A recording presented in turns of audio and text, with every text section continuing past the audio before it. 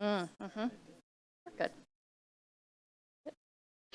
Welcome, everyone. I, Council President Walsh, call the July 17th Committee of the Whole meeting to order at 6:32 p.m. Councilmember Hunt is attending tonight's meeting remotely. Public comment. There are multiple public comment opportunities at tonight's meeting. First, there's a general public comment opportunity at the beginning of the meeting, or you can make comments after the presentation and council's question and answer period on tonight's agenda item. Okay, so starting with public comment, I will note there is no one in person, but members of the public may address council at this time in person or virtually.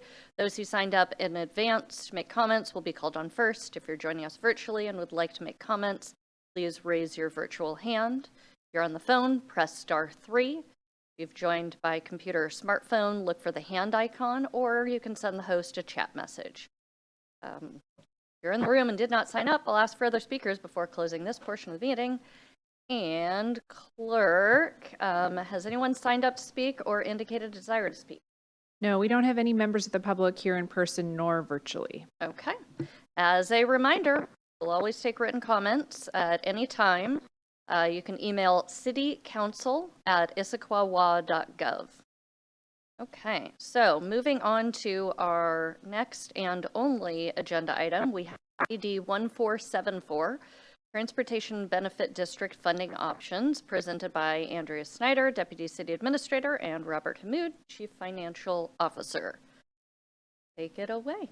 Thanks.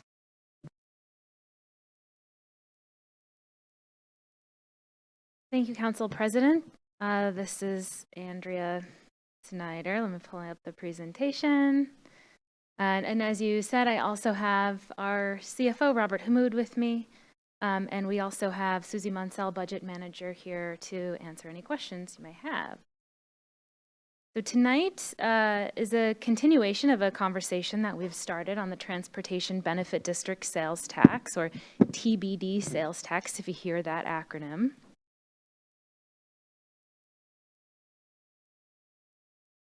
And what the guidance that we're looking from council tonight is whether the administration should proceed with public outreach on a council-manic 0.1% sales tax for transportation infrastructure, and whether the council has any feedback on the proposed public outreach plan. As this conversation is a follow-up from a previous discussion, we wanted to follow up on some of the questions that were raised by council at our last meeting on this topic. So one of the questions that council asked and wanted us to explore further was, why can't we just have council-manic debt? Why do we need to adopt a new revenue source in order to pay for these transportation projects we want to implement? So that's the first thing we'll be discussing tonight. We'll be going over some of that information. We also have more overview of the TBD sales tax, what that would look like. Some of this information you've seen before, but we thought it was still pertinent to bring up for this conversation, just as a reminder. And then we also had a question from council about really trying to understand the cash flow, when these revenues would be hitting if we were to adopt them, versus when the projects would come online and how we would pay for them. What does all that look like? So we'll be going over that information as well. And also, as requested, what our public outreach plan would be if we were to proceed with this 0.1% council-manic sales tax, and what those next steps would look like for public outreach and engagement. So first, why is a new capital funding source needed, or why can't we just issue council-manic debt without a new revenue source? And for this, I'd like to welcome up CFO Robert Hammoud.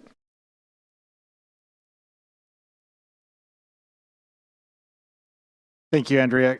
Good evening, Council.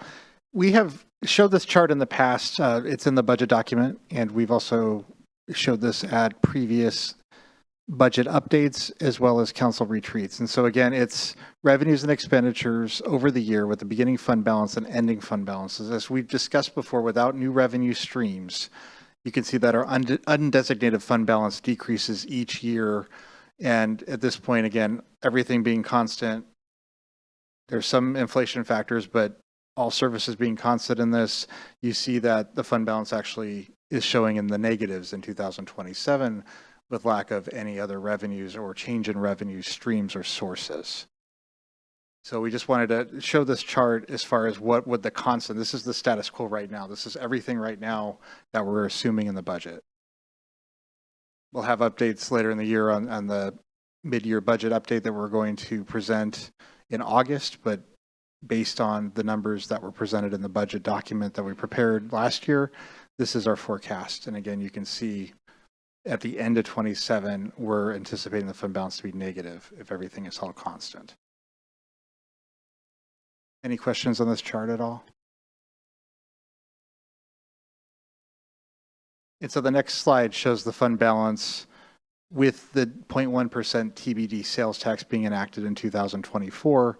And you can see where the fund balance does go below the reserve target in 2027 because we're talking about what would otherwise be general fund expenditures.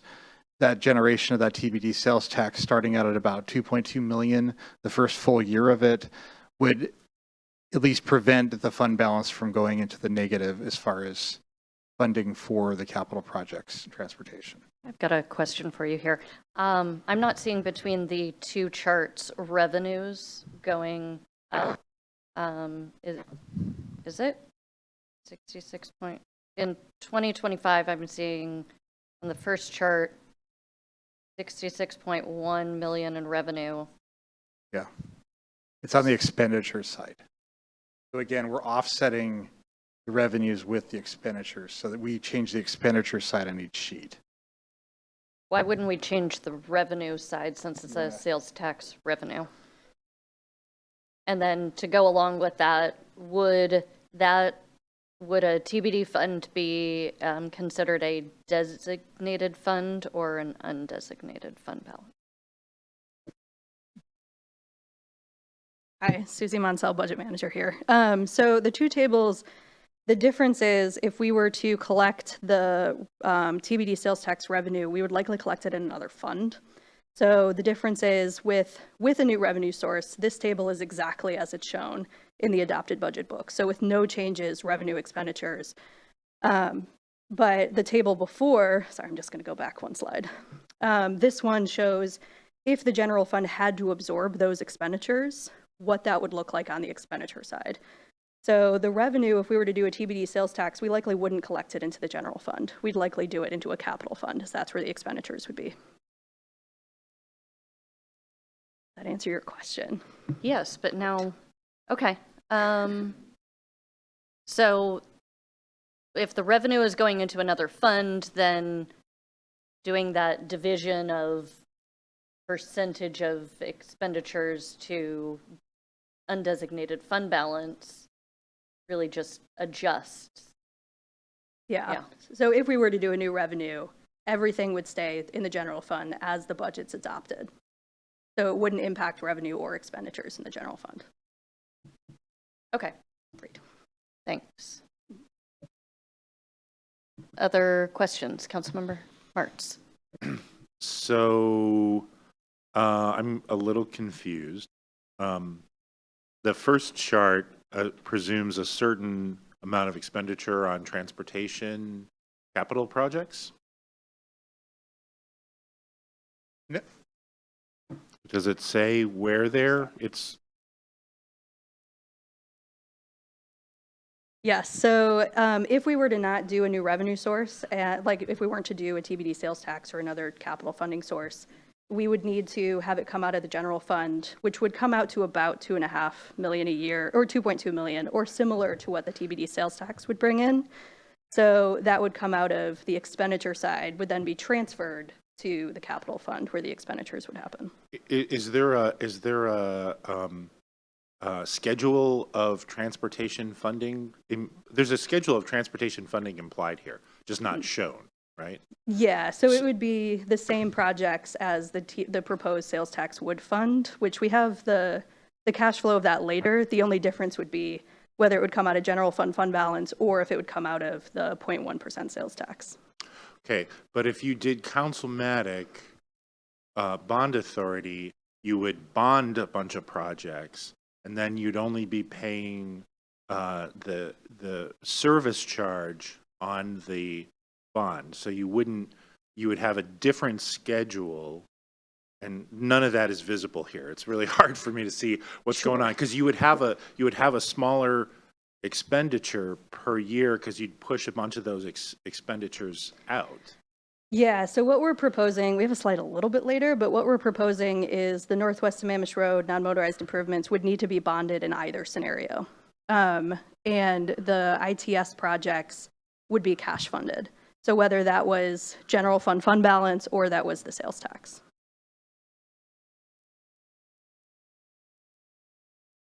If you were back on the first slide, the fund balance without new revenue stream, back to Susie's point, this revenue expenditure line would have to accommodate either a bond issuance for the debt service and the bond issue. It would have to come from the general fund. REIT, we're seeing REIT being stagnant or dropping over previous years right now. There's no other outside funding that could fund these specific projects unless we got a grant or some outside funding that came out of nowhere at this point. At our most realistic right now, those projects, it's back to Susie's point, would have to come out of an issuance out of the general fund. So that's why the expenditures on this line would tick up compared to with the new revenue stream, it wouldn't touch it, if that makes sense.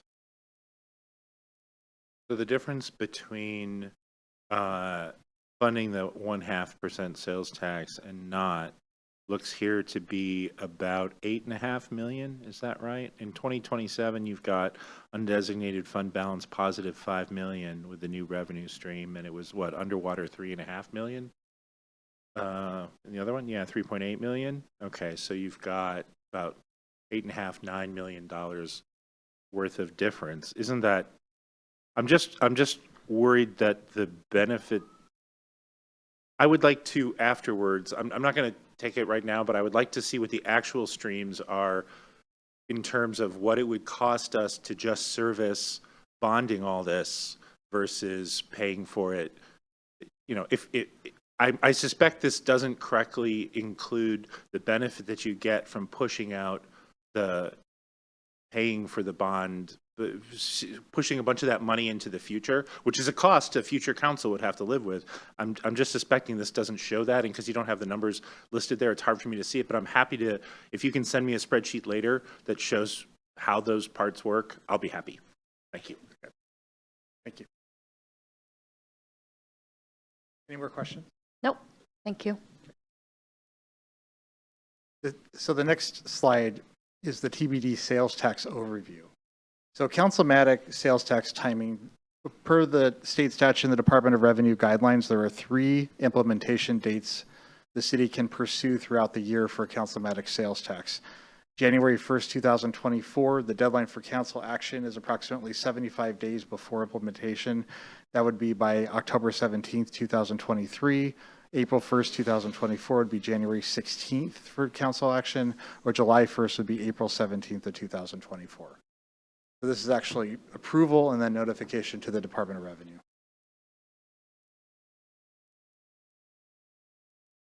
Councilmember Ray. Thanks for that.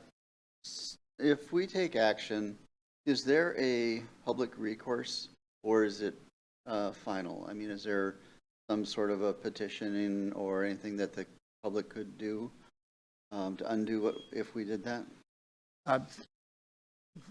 I believe the answer is no, because we are not an initiative in a referendum city. That would be more of a, we are? Okay. So they would have to, Tisha would have more information on what process they would have to go through. We would, oh, go ahead, Andrea. So if you're asking if a member of the community could appeal the council decision, that is not part of the process. What they would have to do is come up with a ballot measure to repeal the tax, to direct the council to repeal the tax. Okay, so there's no, in the process, any kind of, what made me think about it was the 75-day period, which kind of seemed to me like that's the period you give people if there's some sort of an appeal. But there is not. The council action is the final action unless repealed by a ballot measure of the people. Got it. Yep, the 75-day period is really there for the state to work with us in setting up the systems to be able to collect the tax and notify the businesses that would then have to adjust their systems in order to collect the tax. Great, thank you.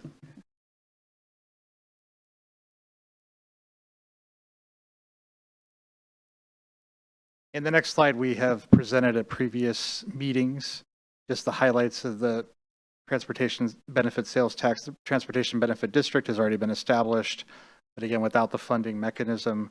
This new funding mechanism came out in 2022 through approval from the state legislature. And again, when we're talking about the dollars generated, it's about 2.2 million of annual revenue anticipated from the 0.1% councilmatic TBD.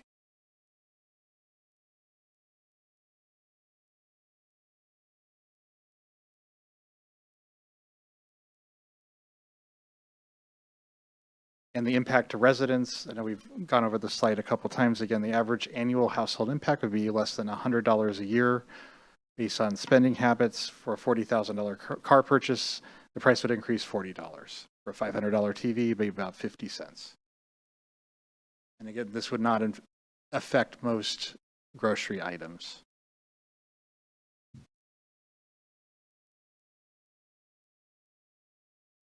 And then again, review of the local tax rates were at 10.1%. The highest is Shoreline and King County at 10.3%.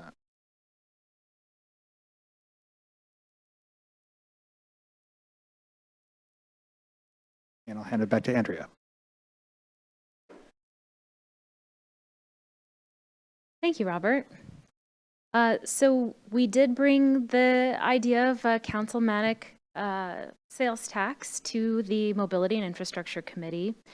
Generally, and I invite the committee members to also chime in if I am missing parts of the feedback we received, but generally supportive of pursuing a sales tax, a TBD sales tax. There was some discussion and desire to pursue a ballot measure because that was what was recommended by the task force. And so the task force had recommended a ballot measure for actually the maximum amount, which is, I believe, 0.3%. And so there was some desire to consider that further. Also, the committee was generally supportive of using the new revenues for the Intelligent Transportation System projects and the Northwest Sammamish non-motorized improvements. And one thing that there was a strong consensus on was the need for a robust public engagement and to understand what that engagement plan would be before council would even consider proceeding with adoption.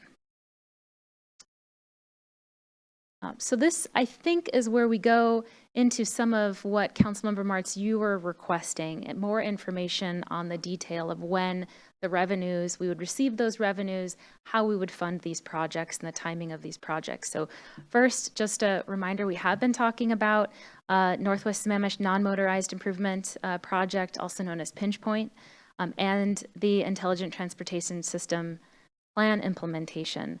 So the ITS plan is more of an ongoing program that we can kind of dial up or down the implementation as we get these revenues. So if we get more revenues in 1 year, we may be able to do more of that project in a year versus the debt service of a discrete project with a beginning or end.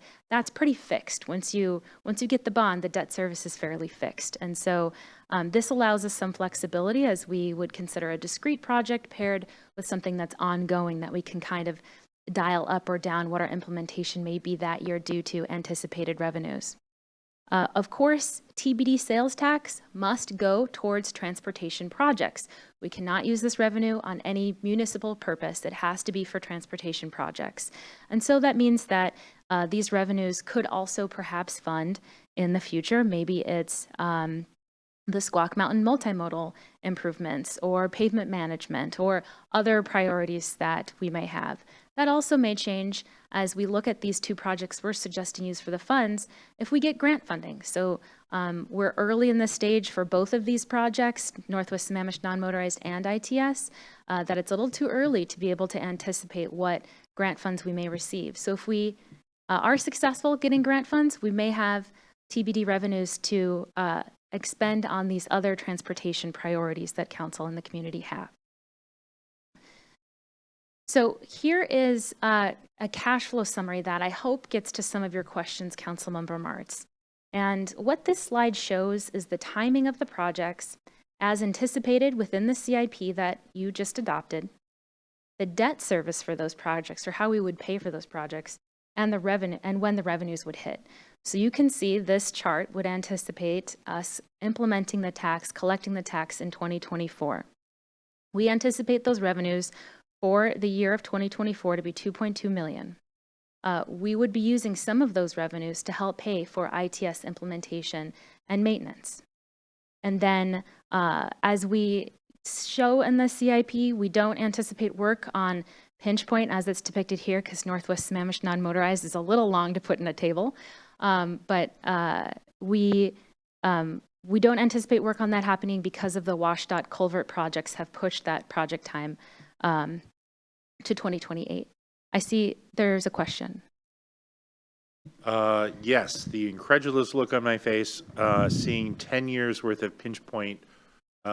Please tell me it's not going to take us 10 years to do this project. No, what you see there, I'm getting to that, is the bond service for that project. So we would issue the bond in 2028 when we anticipate the main expenditures to occur for starting that construction. So what we are suggesting is that ITS would be paid on an ongoing or cash basis, but that we would bond beginning in 2028 for Northwest Sammamish non-motorized, also known as Pinch Point in this chart. Yes, because I would hate to be racing ST3 for how long it takes to get whether we get that done before we get a light rail station. So thank you. Yes, and that's why you see that 1.55 million, that would be the anticipated debt service on that project, occur for 10 years. So we would issue a 10-year bond, and we would use the TBD sales tax to pay off that debt service. So then you see that blue column all the way on the right talks about the balance. So this means the difference between the anticipated revenues and the anticipated expenditures for that year. So we do have some flexibility in that column, which is what we want, because we know that sometimes projects are cost a little bit more than anticipated. It's also possible that we could use some of these funds on other transportation-related projects that we have. So, so as you can see, 2028 would be that year that we would issue the bond. I see there's additional questions. And do we think that that's a bond that we would use councilmanic, or do we think that we would go to the voters on that? That would be a councilmanic bond. So this plan is really a hybrid. It does have councilmanic bond. It's just not doing councilmanic bonds immediately. It's using the sales tax revenue to pay for a councilmanic bond. That is correct. Thank you. Now I get it. Councilmember Ray? I'm coming at this from 180 degrees from where Councilmember Martz was, because I figured the 10 was bond service. So that's $15 million of bonding, roughly, fat thumb, 10 times 1.555 per service. Is it a $15 million? I thought it was much bigger than that. I'm going to look to our budget manager, CFO, to answer that question. So if you see on the left side of the cash flow summary, the 0.1% TBD sales tax, so the generation of the sales tax will grow each year as the sales tax base grows. So you can see it starts at 2.2 million and it grows each year. And so some of this is cash, some of this is the bond.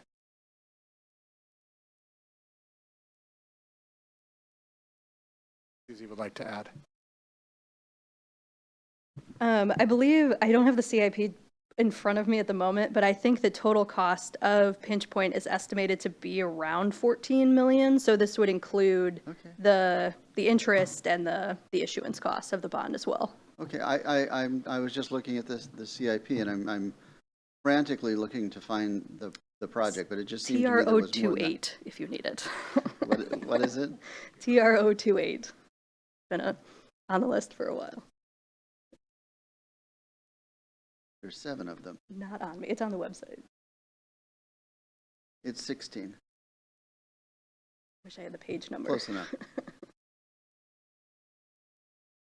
Okay. And these are estimates at this point, right? So I was having an order of magnitude. I mean, maybe not an order of magnitude problem, but I was having a multiplier problem. So I was thinking it was, 15, 16, that's fine. I was thinking it was more in the 20-somethings. Councilmember DiMichele? So when I'm looking at the balance column, those are not cumulative balances. Is that correct? Yes, Susie has to walk back and forth and back and forth. Well, and my question, Susie, is can we get a kind of look at what the cumulative balance would be and at what point we might be able to use those balance funds for that Squaw Mountain project? That's the Absolutely. reason I'm asking that question. Yeah, so I believe this should be, I'll take another look at it. I'm not positive off the top of my head, but if not, then I can make sure that we provide that.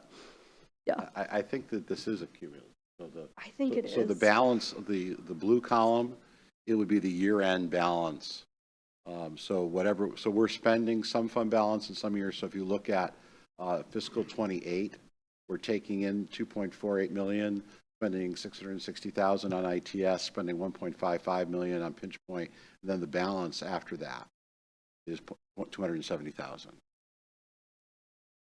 So all we would have in 2028 in the fund would be 270,000. So that could be allocated, but in this scenario, we're using some of that fund balance. As you look at 29, it drops, it starts to raise again in 30, and then at the conclusion of the bond payments in 2037, you start making, you get that 1.55 back. Okay.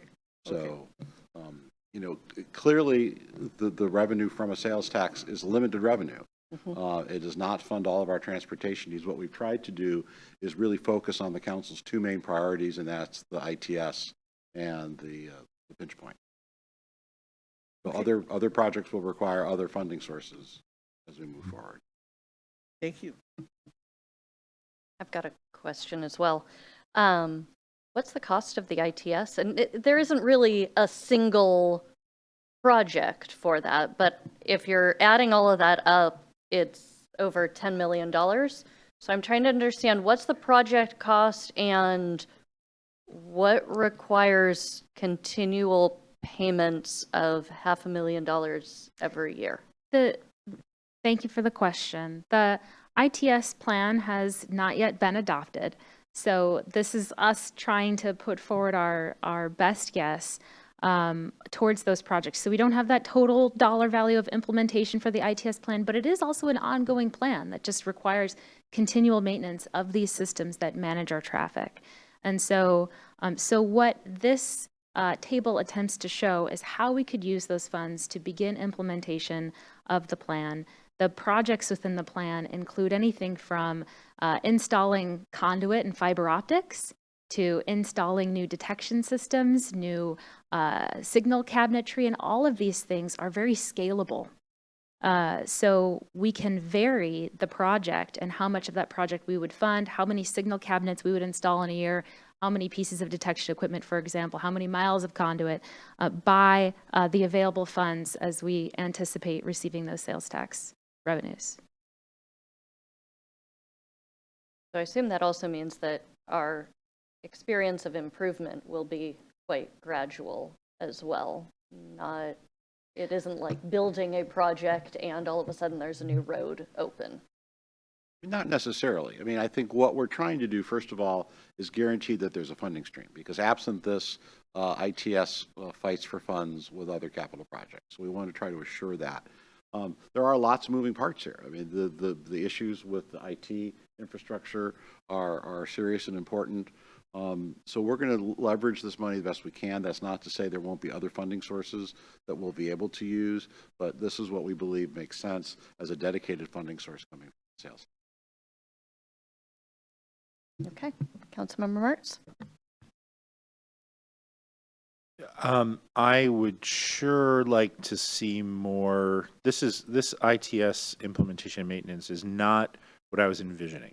I was envisioning a integrated system that has as its cornerstone integration with the state lighting system at exits 13, well, at least exits 15, 17, and 18.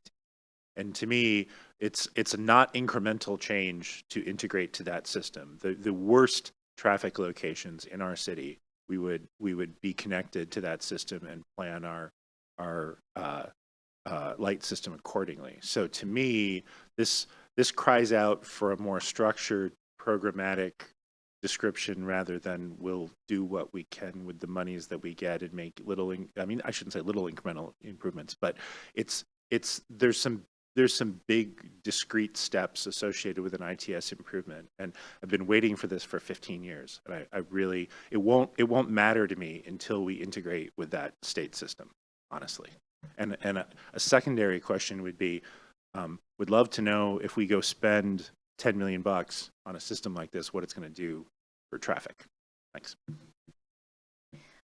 Thank you, Councilmember Martz. I wish we were also presenting on the ITS plan. We only have it as a draft. It is coming to the Mobility and Infrastructure Committee. One very critical part of that plan is integration with the state system. But that is one part. There are other components to this ITS plan. It is fairly comprehensive and works to achieve other safety goals, for instance, when it comes to transportation. And so in order to integrate with the state system, we do need things like upscaled signal cabinets. We do need things like detection. We also need to be able to hire the staff person who is going to be managing it all and working that critical partnership with WashDOT. And so those are some of the things that hiring that staff, starting that coordination, these are things that we are doing now.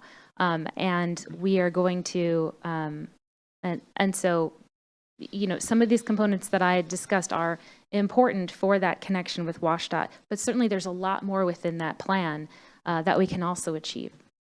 We hired a staff person a while back, didn't we? 3 years ago, 5 years ago, something like that? We did, yes. Since What then, happened? that staff person, we have lost her to another community. We are recruiting for that traffic engineer position in this moment. So we had that position budgeted then? Correct. Okay. So that position should be there regardless of this plan. It right? is, Okay. yes. Good. Yes. All right. Thank you. Councilmember Ray. Thank you. So particularly in 2028, 2029, and 2028, the ending balance is fairly small, so not a lot of buffer there.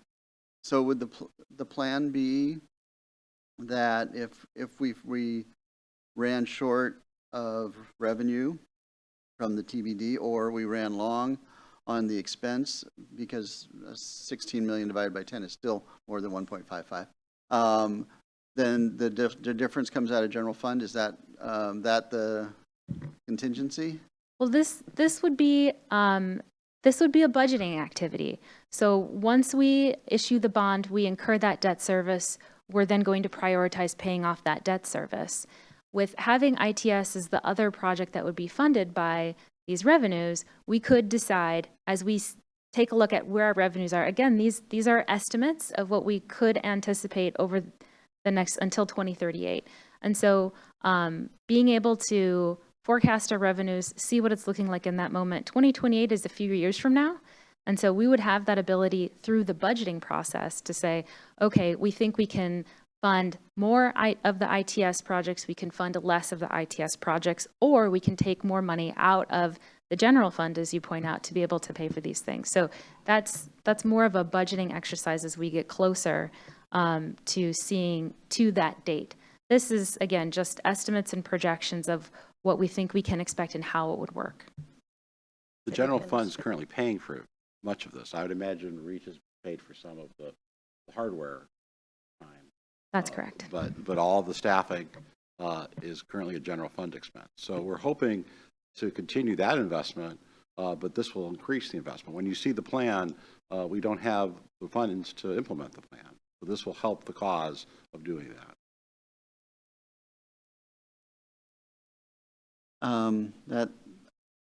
Not to disagree with that, because I don't know. That might be part of the problem. But if I go back to the early slide when it shows the expenditures, did that include the same, the expenditures without TBD? Was that the same level of ITS funding as projected in this chart, or is it something? Yes. Yes, it is. Okay. So both of the charts that you saw earlier still anticipated completing these transportation projects. It just showed what it would look like without a new revenue source and what it would look like with a new revenue source, but that we anticipated doing those transportation projects in those two previous charts. Okay. I think we're ready for that. Okay, public outreach plan. If we were to move forward with a councilmanic TBD sales tax of 0.1%, and if we wanted to implement that tax by January 1st, what we would do between now and September is create and share outreach materials, including a web page and social media posts. We would reach out specifically to our business community stakeholders, including the Chamber of Commerce, Downtown Issaquah Association, and also individually to Issaquah's largest contributors of sales tax, like Costco, other large shopping centers, car dealerships, et cetera, to engage with them and understand what their thoughts and concerns may be with this raise. Then in mid-September, we would also prepare for an open house. That open house could be online or in person. We want to gauge the need for that, what the best forum would be based on our stakeholder outreach to that point. Then we have the opportunity to have another committee of the whole meeting if council would like that, if we need to go over more information. And we would also hold a public hearing on the proposed tax at the September 8th council meeting and provide an update to council at that time about what we're hearing from members of the public during the engagement process. Then we would look for a vote on the TBD sales tax at the October 2nd council meeting. Should that sales tax be successful, we would follow up with the public and notify them that this tax may be coming and that when the effective date would be. So that timeline is all for anticipating the scenario that we would implement the tax on January 1st. There are other options, as CFO Robert Hamoud discussed earlier, with a later implementation. The way that the state does this is there's only so many times per year and specific times of year that we're allowed to implement a new sales tax. So at this time, we are looking for direction from council if we should proceed with the public outreach on a councilmanic 0.1% sales tax, or if council had other direction, we would love to hear that, and whether council has feedback on our proposed public engagement plan. Okay, so I'm going to start with questions, then we can go to any public comment, and then I've got kind of a way of approaching some of the direction needed. So we'll start. Any questions? Okay, we'll start with Councilmember DiMichele. Well, I'm going to ask the question that Councilmember Hall asked in an email, and that is, what has been our success in terms of online public meetings? And my second part of that question would be, how can we ensure that a full range of the community can participate in a single meeting? So that would be my two questions about the public meeting. Thank you, Councilmember DiMichele. We've had mixed success with online community hall or other types of public community meetings. Some have been very successful, some have not. It's dependent on topic. For example, some of the online budget meetings that we tried to do were not so successful, but the same is true for in-person outreach that we've done at the same time. We do think that we will get some engagement, especially from the business community on this topic, and certainly some other members of our residents as well. So we're hoping to do some of that initial direct stakeholder engagement first to have an understanding of how much interest is, how many questions are out there, so that we can better form or customize that open house and for it to be the most effective. And so that's why we're doing a little bit of individual stakeholder outreach first, is to try to have a better understanding of what the concerns might be, how many questions there are, so that we can have a very inclusive, more community forum and community meetings for this topic.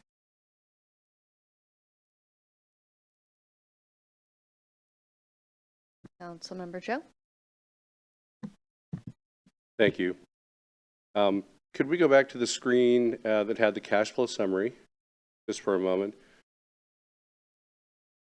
In essence, we are trying to decide whether or not we'd like to increase sales tax to give us a little more flexibility on choosing the transportation options for the future. We promised certain things to our community. We certainly, as a council, have an obligation to watch the purse strings, so I'll just ask a kind of a two-part question. If the revenues come in less than we anticipate by this chart, what does the administration need or want to do, and what kind of feedback would it want from the council? Conversely, if the revenues are over the amount anticipated, what's the process for us choosing an expanded plan, or what would the administration do in that scenario, if you would, please? Yes, if the revenues come over what we anticipate here, or under, we would address that, especially during budget updates and budget years, because that's when we're going to have the most accurate information about what to expect in the next year when it comes to revenues. And so that would be part of the budget process and part of the budget discussion. If we were to move forward with this sales tax and bond for the Pinch Point project, then we would want to make sure to prioritize the debt service with these revenues to pay off the debt service. If our revenues came in under what we anticipated, then we would need to have that conversation with council about whether or not to proceed, for example, with the ITS projects as planned, if we need to make cuts to other areas of the budget in order to pay for that project. That would be part of that budget discussion and understanding what council's priorities are to fund with the revenues that we have. Thank you. My next question is for Mr. Hammoud. Looking at the local sales tax rates on the slide that's 3 back a little bit, maybe number 11, we show our current sales tax is 10.1%, which is a little bit under some of our surrounding communities, on par with Bellevue. I think we've had this discussion before. Putting it up another 0.1%, are we getting to a point where we've reached the point where people will be making different decisions based on sales tax, based on your experience, or are we still at a point where the 0.1% is not necessarily making a difference in the rational decisions consumers might be making? Councilmember Jeff, very good question.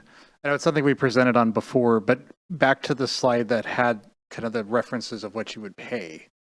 Again, when you're talking about 50 cents for a $500 television, we do not think that would have a shopper go to Bellevue, for example, instead of shopping here locally for that 50 cent savings. Even a car, you're talking about a $40,000 car purchase would be $40. So that's not significant. It's 0.1% of the whole 10.1%. So that alone, we did not see any sales tax. We have the example of the affordable housing sales tax that was implemented about 1.5 years ago, and we have not seen anything but our sales tax still going strong after that was implemented. So we did not see any impact after that implementation. Great, thank you very much. Councilmember DiMichele? Yeah, I just wanted to make sure that we talked about that. Let me go back. Make sure that by taking this action, eventually, when it comes back to us, we don't foreclose the opportunity to go out for a vote for a 2 or 3% sales tax increase, which I also believe is allowed by the Transportation Benefit District, if I'm correct. We don't foreclose that opportunity, right? We do not. We can always go to the voters and ask for additional revenues when it comes to the TBD sales tax. There's a cap that the state provides, and I think it's 0.3% for a ballot measure for a TBD related sales tax.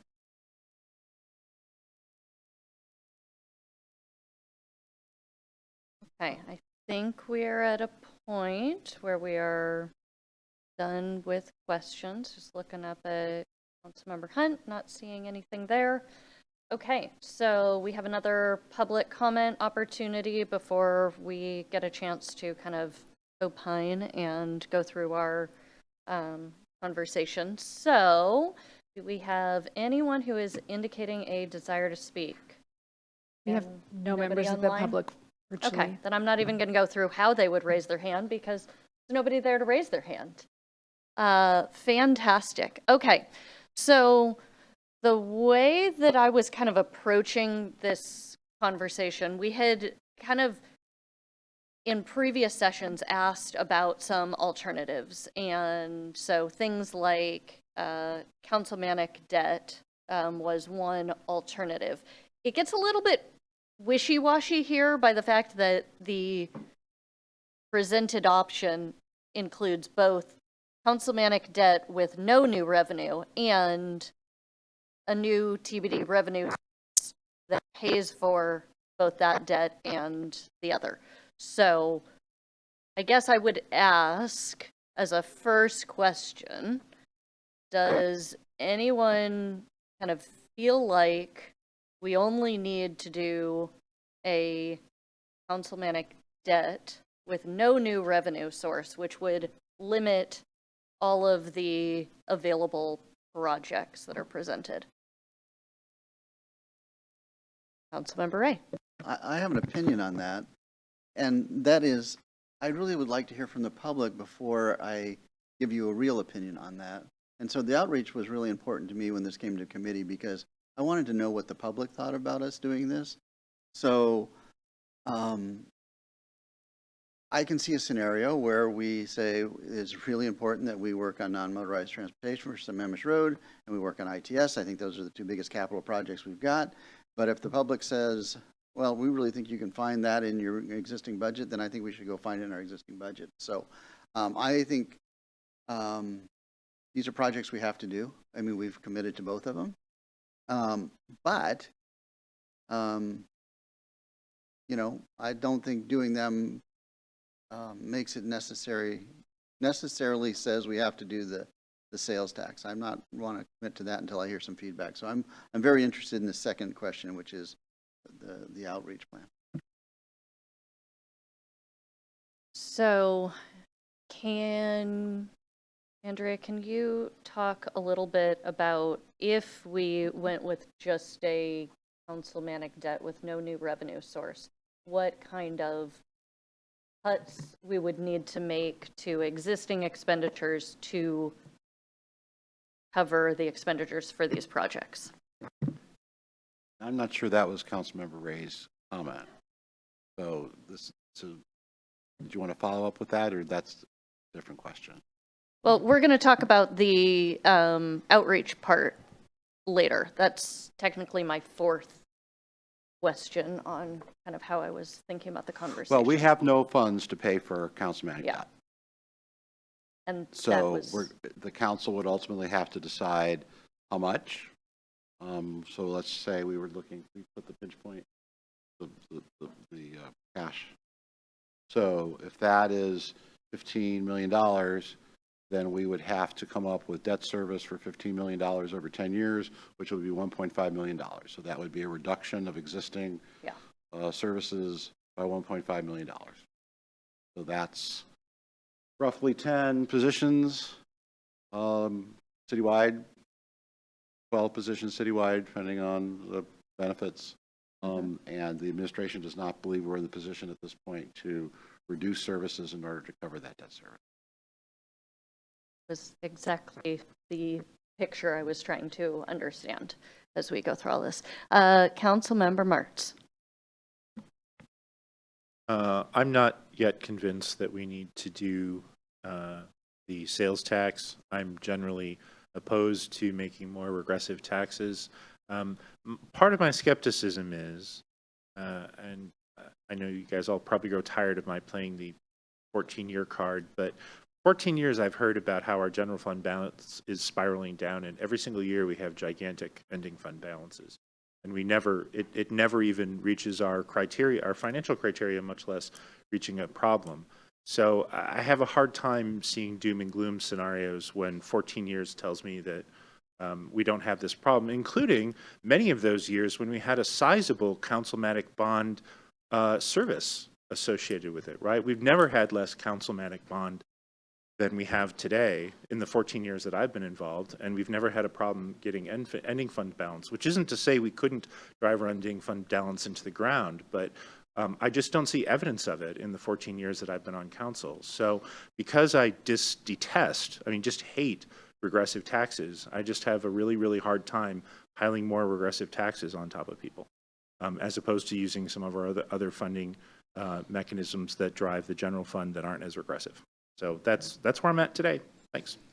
So if I'm understanding correctly, your preference isn't to necessarily look for either less spending or an alternate revenue source, but just that the experience of 14 years showing that projections suggested there was going to be less general fund, and there always has been more. Every single year, the administration tells me they're going to start driving down the general fund ending fund balance, and it never happens.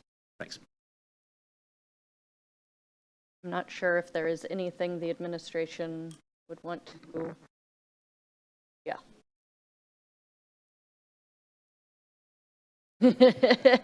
Could you repeat that? I would certainly be surprised. We are looking at potential reductions for 24 because of it. Yeah, so can you repeat that so that Councilmember Hunt can hear? Sure. I'm afraid that the 14-year streak is coming to an end. But it's only July. We don't yet know. I understand you have projections through the end of the year, but we're not actually at the end of the year. And in 2 weeks, we'll be back and we'll give you specifics as to why we think that is. Because we're doing a better job of spending the money that we have, and we're beginning to see some of our main revenue sources decrease from what has been budgeted. So the combination of better spending to budget and decreasing expected revenues may end your 14-year streak. Thank you.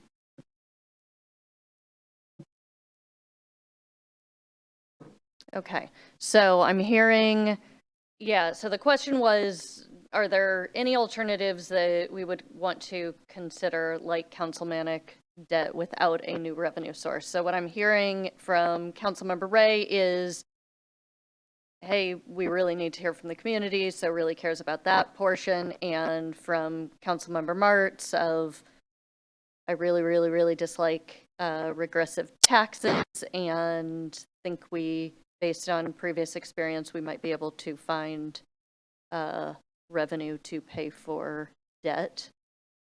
But I am not hearing anyone else who's saying, yes, we should stick to just a councilmanic debt with no revenue. Okay. Yeah, I was just going to say, I'm based on presentations we've had, task force report, all that, I'm having a hard time envisioning any next step without a new revenue source for these two major priority projects. In fact, one of the big things that came out of the task force report was actually that we need to go big, we need to go bold, we need much more investment in infrastructure in order to keep up with need.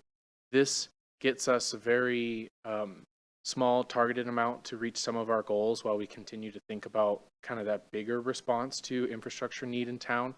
But it's still meaningful because it's, like I said, these targeted priorities that we want to work on, and also very little financial impact to the average resident too. What was it?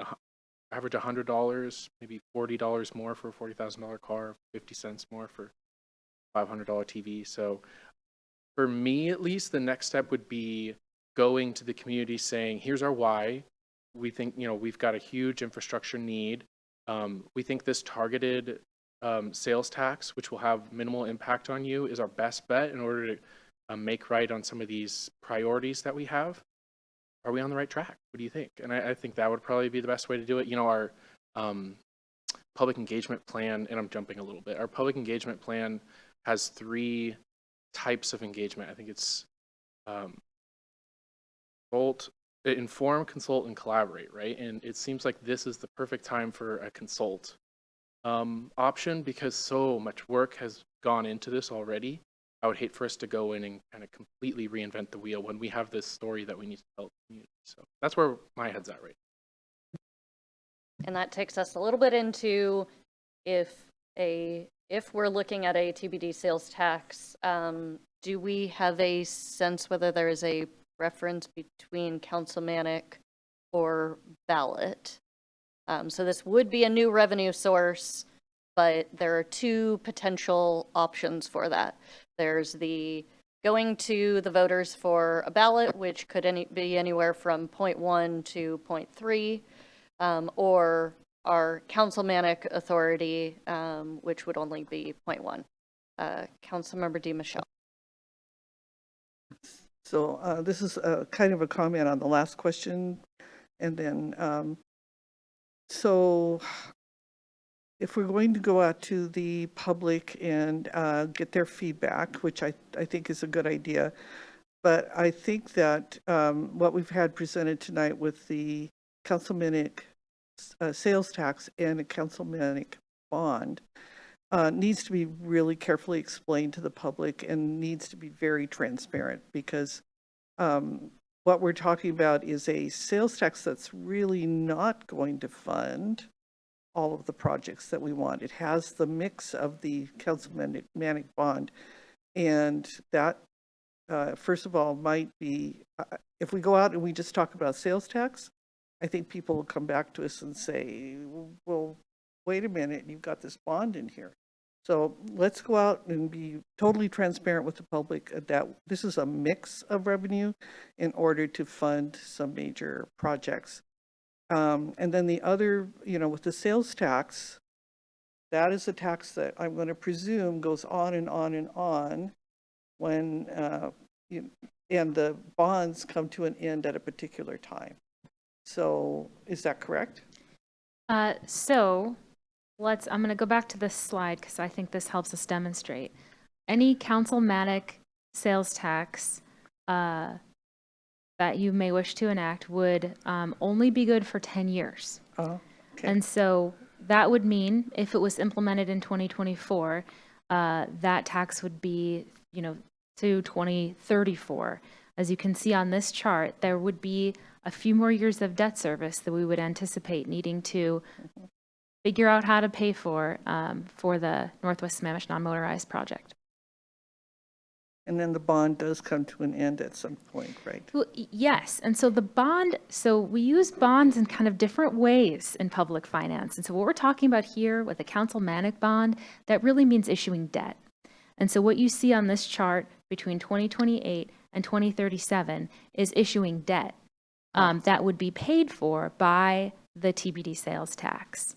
And so the debt would be on for 10 years. You can see 2028 through 2037, right? Mm-hmm. So the debt would expire once we pay it off by 2037 in this scenario.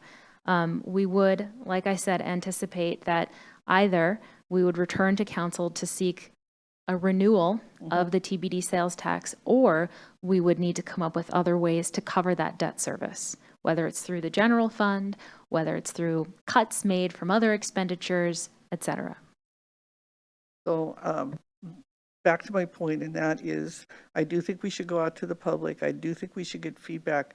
We need to very carefully explain all of this because, at least in my experience, if the public doesn't understand how those financial instruments work and when it starts, when it ends, and so forth, they are likely to have a negative reaction to whatever we decide to do, whether it's councilmanic or whether we go out for a vote.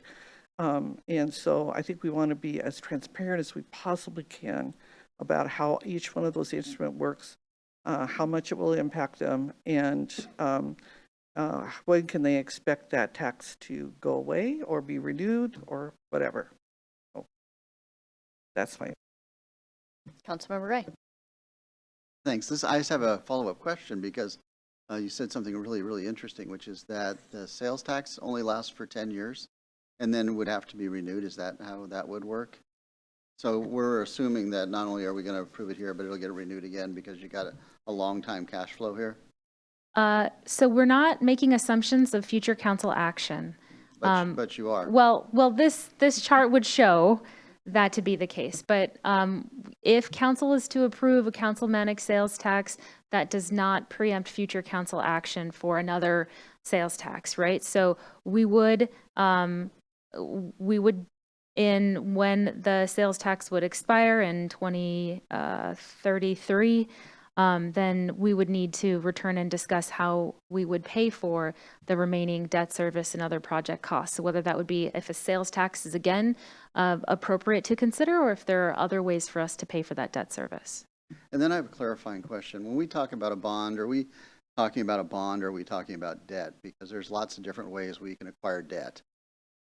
In this particular case, with that 1.55, we are talking about what we would call a bond, but yes, is debt. We're calling it debt, but in terms of a 10-year we bond. would go to the street, we would issue a bond, municipal bond Yes. to cover the costs. We wouldn't consider a bank loan because last time we Right. took this up 3 or 4 years ago, we looked at that and, Yep. and the overhead of a bond was not in our best interest. So that's changed. Yes. So when we consider bond versus bank loan depends on what the rates that are associated with loans at the time versus bond, also the amount that we would be taking out. And so those factors considered at this point, we believe it would be a bond. Yes. We would issue debt at the lowest possible cost, whatever the instrument might be. Okay. Yes.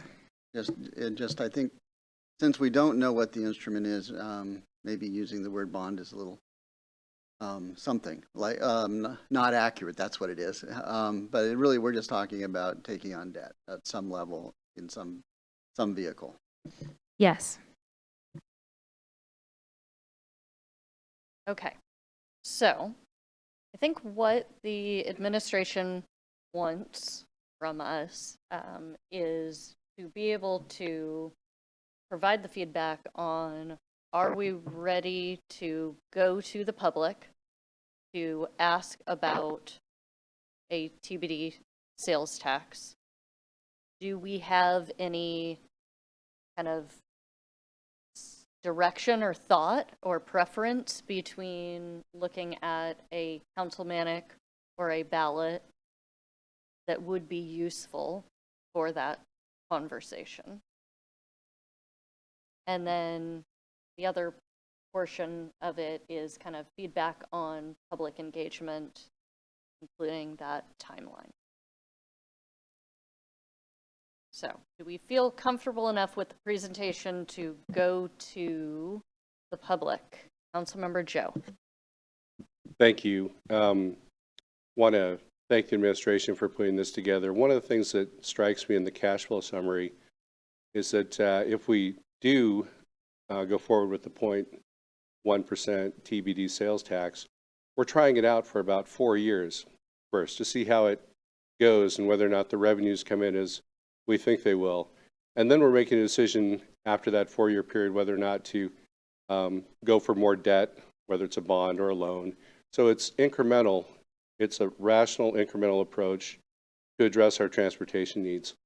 I think that, speaking just for myself, that I would be in favor of going forward with this plan. And that I think that we should, as a council, not go to the voters with this, but to listen to all their comments through the transparent process that some of the council members have outlined. And the reason I think the council should do this is we've been elected, 7 people elected to set policy for the city. And we listen to the feedback that's there. And if the feedback comes back and says, we don't want to do this, then we're certainly going to take that in mind. But if it says, go ahead and do it, we've been empowered by the voters to go ahead and make that step and go for debt if we think it's a good plan to go forward with. I want to learn more about the plan, but I appreciate the administration looking at this in kind of a tiered approach, doing the sales tax first and then doing the bond in the future based on the revenue from the sales tax. And once we know that that revenue source is secure and stable. I also like the fact that we're leaving our options quite open as we go. If the revenue comes in higher, we have some leeway to perhaps do some other things. If the revenue comes in lower, we're going to certainly scale back our plans along the way, but we're going to do everything we can to be good stewards of the sales tax money that comes into us every step of the way, and I think that's important. Finally, taxes are never a great subject, but with this one, we're at least spreading out the tax base as widely as we possibly can. People who shop in our stores that aren't buying gas or food, the essentials, but are buying things in our city or having goods delivered through any of the delivery services, and the final delivery is here, they're paying some sales tax to help support the transportation needs of the city. It's a wide base of people and individuals paying a little bit at a time through all of their transactions. I think it's a wise way to go, but I haven't made a final decision, but I think that this is a good first step. I think we should go to the voters to show them what we want to do, communicate what we want to do, hear their feedback along the way. Thank you. Okay, and I've got Councilmember Hunt, then Deputy Council President Hall, then Councilmember DeMichelle. Thank you. I agree that I think we should go to the public with this plan. I have heard from many residents and many business owners about the importance of improving our traffic systems. So I think especially the intelligent transportation systems, which will increase our safety and reduce traffic, reduce the amount of time that people are spending in traffic. I think that's really important. And I think it's something that we've heard about from the community for many years. So my advice is that as we're doing this outreach and as we're putting this before the public, we need to also explain the need for this and the need for the projects that will be funded through this revenue. When I look back at our conversations from the CIP from several years ago, we in the 2021 letter from the council president at that time, we specifically talked about the challenge associated with some of these projects, like the Pinch Point project, that are don't have identified revenue sources. The Squawk Mountain sidewalks, as of the last CIP, is intended to be funded by the School Safety Fund.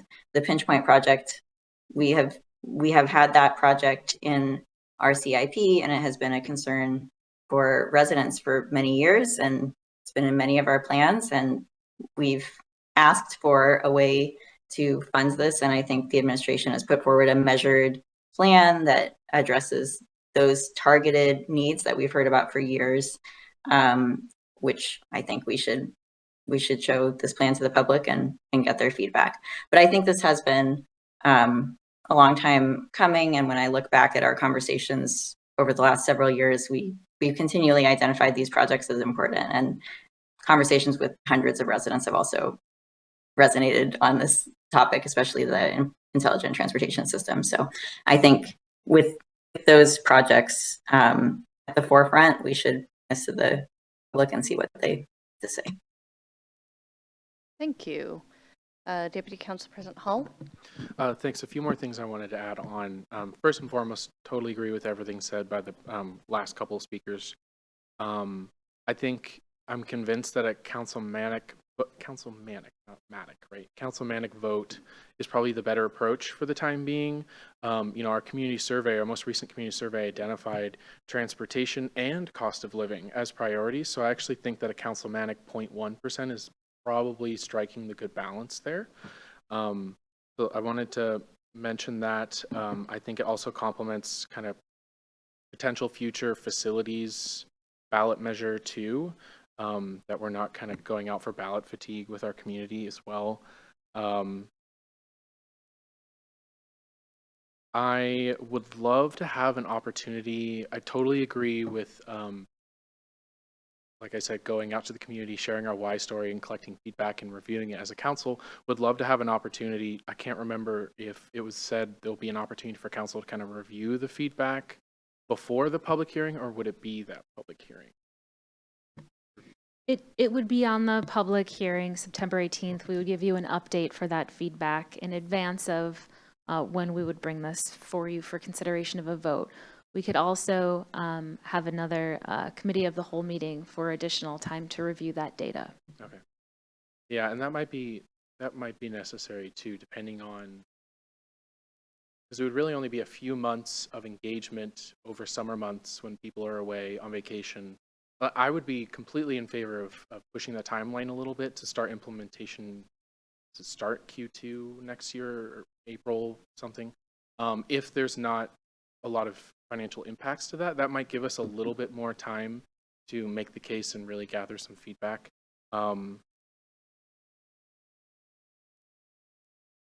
And kind of just do our due diligence so the community knows that we hear them, and also, like I said, knows our why. So as long as there's not any direct impact to moving it to the next slot on the timeline, I would be in favor. And to be clear, because I know this question was raised over email, we don't anticipate major financial impacts if this was to be pushed back to, say, an April implementation, for example, instead of a January 1st implementation. Okay. Member DiMichele, then Councilmember Marks. Thank you. I agree with Deputy Council President Hall regarding let's take this plan out to the public and not a 2% or a 3% ballot measure for discussion. I think we've got other items coming up that we'll be asking the public to give us feedback on as well, and I think it would get quite confusing. I do want to express just concern about the idea of just having a single meeting, because we know that no matter when we schedule a meeting, somebody can't be there. And so I would, and I know that it's staff intensive to have more than one meeting, but let's at least give the public additional options for giving feedback, such as a structured survey of some kind, or other ways to communicate with us in addition to just a single meeting, if that's what we determine we've got the capacity to do. It just, no matter what we do, if we only have one meeting, there are people who are going to be left out, and we know that. So we have to think about how we can garner as much input as we possibly can. Thank you. Councilmember Martz, then Councilmember Ray. So I want to be clear in pointing out how much I don't like regressive taxes. I'm not saying absolutely positively that I wouldn't support a package that came before council, especially after with public input. I think it's really important that we address the pinch point. I'm just hoping to convince my fellow council members of how we at least initially might want to fund that differently than what's being recommended by the administration. But I am certainly in favor of addressing the pinch point, as I have been for the number of years that it's been in front of us. You know, I was just re-looking at, you know, the 2023 budget at the end of 2022, and despite setting aside, you know, we created a set aside to specifically drive down the ending fund balance, and we are still, at the time of writing of that, still looking at projected like 30% ending fund balance. I don't know what we actually wound up at, but you know, when I came on this council, we had a decent councilmanic load on the budget, and the city operated just fine. So I'm saying I'm not hard over in favor of this plan, but I am hard over in favor of addressing the pinch point. Thank you. Councilmember Ray. Thanks.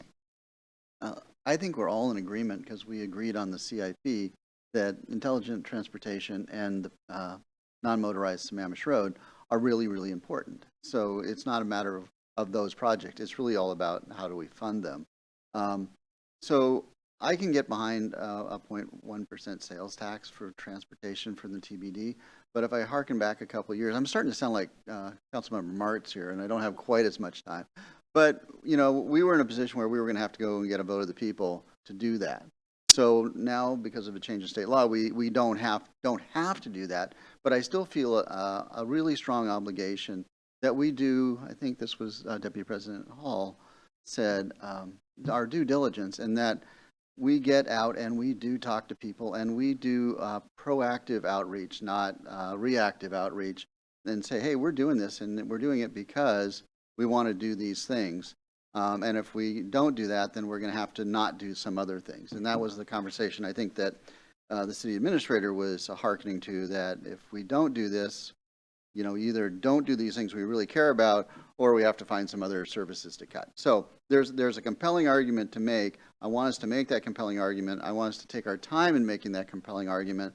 And I want, at the end of the day, for us to feel like people had an opportunity to be heard. I want people to feel like they had an opportunity to be heard, because we are being able to short circuit a vote of the people by this new gift we got from the state legislature. So quite honestly, I think trying to do it between mid-July and sometime in October, early October, is not going to give us enough time to accomplish what I want to accomplish in terms of a proactive, affirmative reaching out to people to get their feedback. So I think if we could wrap it up by the end of the year, that'd be hooray. We can go in April. I just, honest to God, I don't see how we can do a credible job in the timeline that's laid out to make a January 1 implementation. So that's my take on outreach.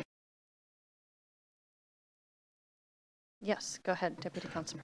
So would that be the idea, to try to have a vote before the end of the year? If we didn't want to go with October, we'd still want to have a vote before the end of the year.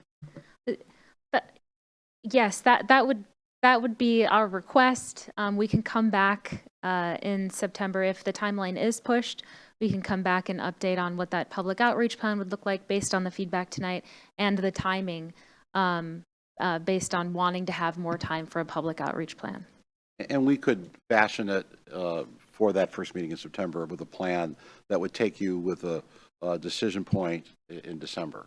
So you could have the full fall for outreach, and we will take the feedback we've received this evening, take the calendar out, plot in some more dates with a decision point either in November or December, so with discussions in latter part of September, October, into November. That should be, I think, is prime time for people's attentions.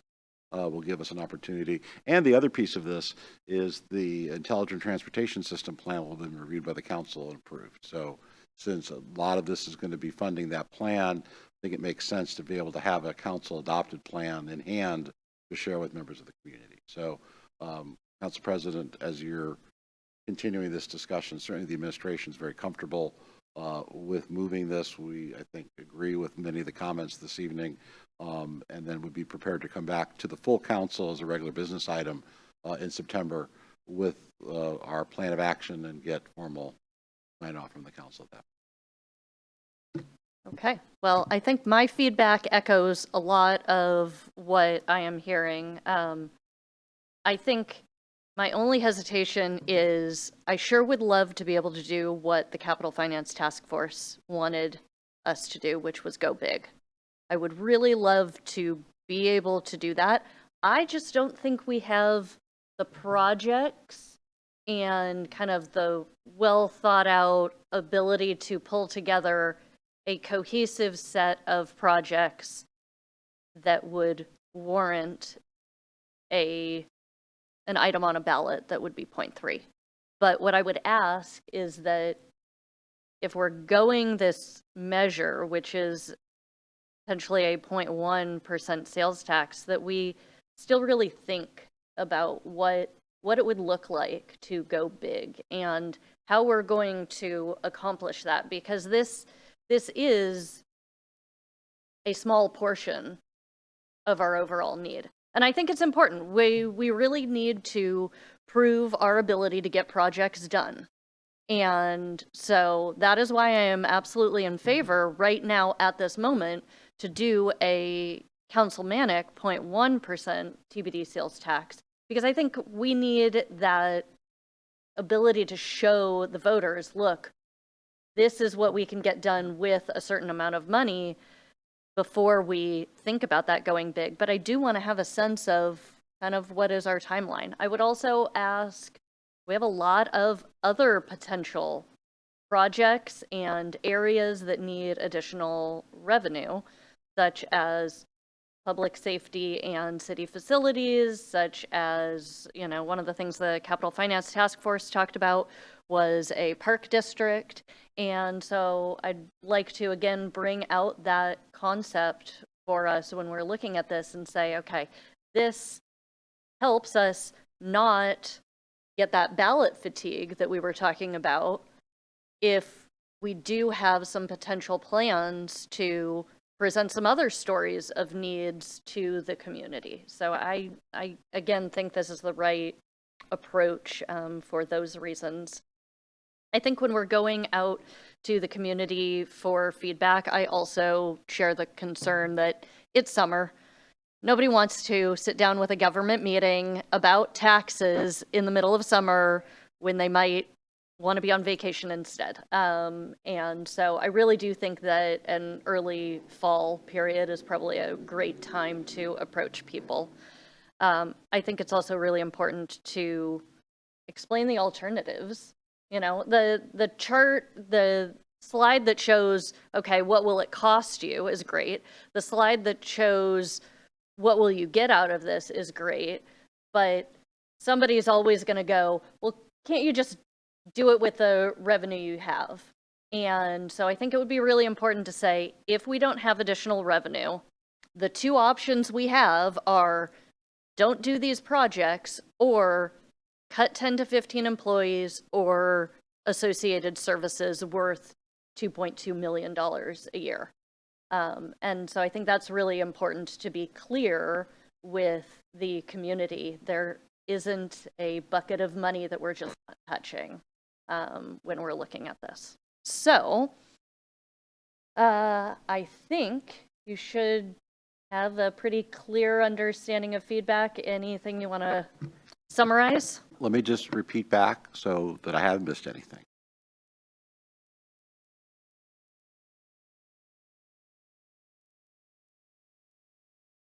So what I think I hear the council saying is that you're in general support of moving forward with a councilmanic sales tax, that you would like a community outreach plan. We would come back to you at the first meeting in September at a regular council meeting with that plan, detailing community meetings, detailing meetings with community stakeholders, detailing both online and non-online outreach for the community. Also coming then with a calendar that when it would come back, it sounds like the council would like a couple of touches, perhaps committee of the whole prior to a public hearing, prior to adoption. So that would be committee of the whole and 2 council meeting touches, so 3 meetings total. We could also send it to committee if that would be the council's wish. In addition, before it comes to the committee of the whole, so that'd be a 4th public meeting. So we will put together a schedule that reflects those ideas, come back on a regular agenda in September. That would then keep us for an April implementation. So we will then also, as we are working on changes for the 24 budget, assume, at least for budgeting purposes, that that revenue would be available for a portion of 24. Anybody want to add or correct? No? Yep. Just a comment. I think with the importance of this and the nature of the discussion, I don't know that a touch with the committee would be a whole lot of value. Speaking as the chair of the committee that would get it, we would just be kind of hashing the same stuff. So I think this is important enough and needs enough eyeballs. I think this is clearly why we created the committee of the whole. Councilmember Joe? Just a thought, if we're doing any council neighborhood meetings as well, we could put it as one of the touch points and have a table there and make it a topic of discussion as well. I think that would be a way that council is directly reaching out to the people to hear their concerns as well. And council leadership is working on dates for the fall. September 30th date at the farmers market for the council, a meeting the first week in November. November 9th is the date that we're looking at for the fall sort of on the road listening session. So those 2 meetings are currently there. Certainly we'll have Salmon Days. The city has a booth at Salmon Days, which we can, I think we're going to, I don't know that we've negotiated that yet with the Chamber of Commerce, but a booth at Salmon Days as well. So I think there's plenty of opportunities. So we'll make sure that we'll skip the Mobility and Transportation Committee and to just look at a committee of the whole probably in the month of, well, maybe the month of November, the very first part of November, get feedback. I think we already, Tisha, have one scheduled for November, so if we need to have another scheduled, we can do that.